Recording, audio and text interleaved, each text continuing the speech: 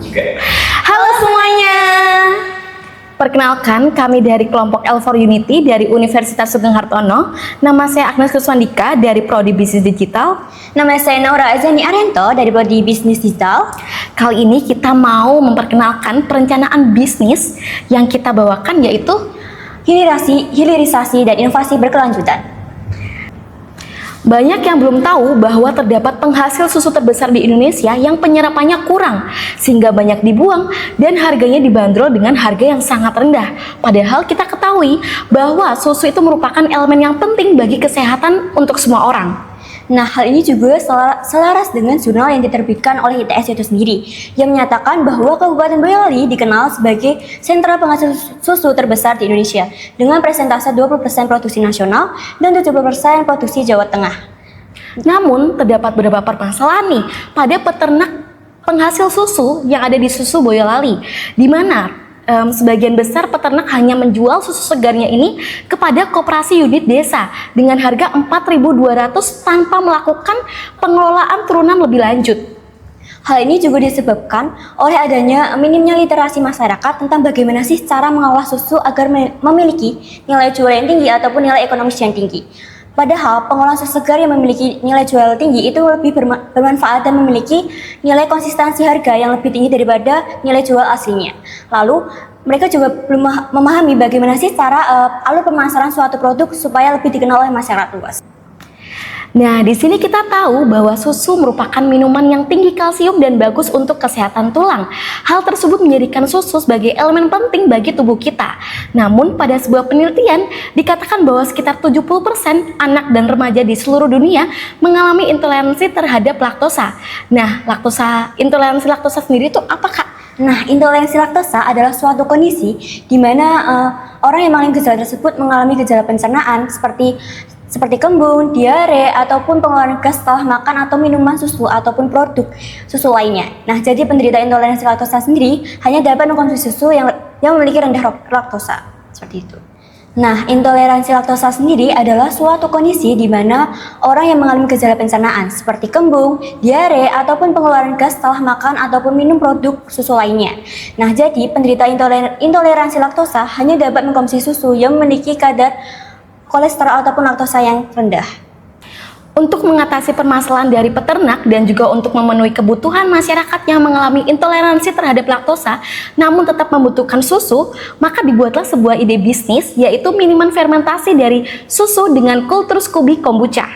Maka dari itu, kami menghadirkan Yoskombu, yaitu yogurt Scooby Kombu Milk, yaitu suatu minuman fermentasi dari susu Boyolali dengan kultur Scooby Kombucha. Nah, menurut beberapa jurnal, manfaat kombucha bagi tubuh yaitu sebagai antioksidan, meningkatkan ketahanan tubuh, menurunkan tekanan darah, dan menurunkan kolesterol dalam tubuh. Nah, juga ada beberapa penelitian nih dari Kruk dalam MDPI, yaitu fermentasi susu menggunakan kultur Scooby, yang dimana disampaikan bahwa teknik ini dapat mengubah susu segar menjadi produk probiotik bernilai tinggi serta menambah masa simpan yang panjang. Jadi, inovasi bisnis ini menawarkan solusi strategis, yaitu manfaat bagi kesehatan, umur simpan yang lebih panjang, serta menjadi solusi berkelanjutan untuk mengurangi limbah susu, lalu meningkatkan nilai tambah susu itu sendiri, dan membuka peluang usaha kreatif berbasis potensi lokal ekonomi. Seperti itu. Segmentasi pasar dari bisnis kita ini yaitu masyarakat yang peduli akan kesehatan dan pencernaan lancar, di mana mereka mencari minuman yang praktis, lezat, dan memiliki manfaat terhadap pencernaan, tinggi kalsium, serta nutrisi yang mendukung gaya sehat berkelanjutan. Namun permasalahan di sini kesulitan untuk menemukan produk susu yang ramah untuk pencernaan. Hal ini juga disebabkan karena mereka tidak memiliki waktu untuk membuat susu fermentasi itu sendiri. Namun mereka juga khawatir terhadap kandungan gula serta bahan yang ada pada produk susu fermentasi di luaran sana. Segmentasi pasar selanjutnya adalah orang tua yang peduli akan kesehatan anak, di mana orang tua yang selalu memastikan bahwa asupan kalsium dan nutrisi anaknya terpenuhi untuk pertumbuhan tulang dan kesehatan pencernaan, terutama bagi anak mereka yang memiliki masalah intoleransi terhadap laktosa.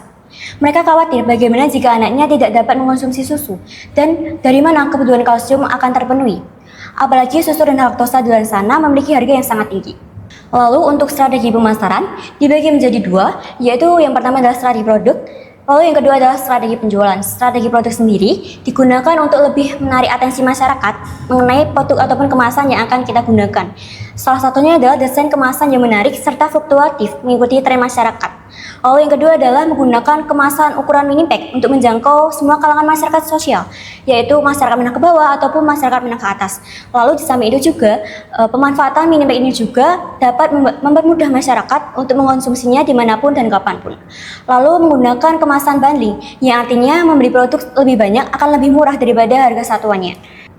Untuk strategi penjualan, kita melakukan dua hal, yaitu ada secara offline dan juga secara online. Untuk secara offline sendiri, kita melakukan konsinyasi dengan pusat oleh-oleh, kafe, restoran, dan juga minimarket di sekitar kita. Untuk online, kami akan membuat website dengan optimalisasi SEO, serta pemasaran melalui e-commerce yang sudah ada. Kami juga melakukan pengiklanan di sosial media agar jangkauan pembeli kami lebih luas. Kami juga membuat digital content, serta berkolaborasi dengan influencer di bidang makanan, kesehatan, dan juga gizi. Selanjutnya, kita akan membahas bagian keuangan. Untuk meminimalisir jumlah pekerja atau upah yang tinggi, kami ada beberapa divisi yang menggunakan AI, yaitu di bidang customer service. Kita menggunakan AI agent. Lalu, untuk bagian proyeksi keuangan, dari semua RAB yang telah kita perhitungkan, didapatkan modal awal dari bos starting sebesar Rp4.504.000 untuk memenuhi kebutuhan pembiayaan operasional selama 6 bulan. Dari modal tersebut, didapatkan bahwa 400 PCR produksi diproduksi selama 6 bulan. Bisnis ini bukan hanya sekedar untuk memenuhi tren masyarakat, tetapi juga untuk mengatasi permasalahan terkhususnya di daerah Boyolali yang merupakan penghasil susu terbesar di Indonesia.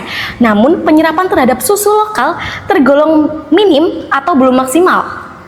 Serta untuk mengatasi kebutuhan pertumbuhan anak dan kesehatan masyarakat yang memerlukan susu bagi tubuh, terutama yang memiliki masalah intoleransi laktosa. Kami berharap bisnis kami dapat bersaing secara kompetitif di pasar global.